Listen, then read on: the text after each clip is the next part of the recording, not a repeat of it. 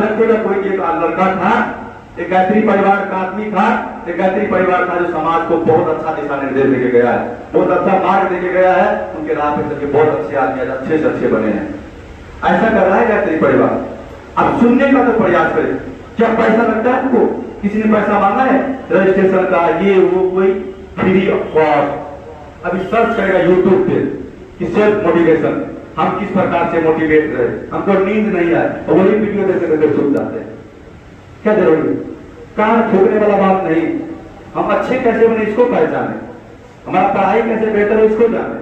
तो ज्यादा समय नहीं लेते हुए आप लोग से एक ही निवेदन, प्रार्थना, आवेदन कि आप निश्चित रूप से 1 घंटा भी कम से कम यहाँ पर देने का अवश्य कृपा करें। प्रत्येक रविवार सुबह 8 से 10 तक आपको पता ही है, अवश्य आइए और अपने जीवन को बेहतर से बेहतर बनाइए। यही शुभकामनाएं, यही गुरुदेव काशी बरसते रहे। बहुत बहुत धन्यवाद। बहुत बहुत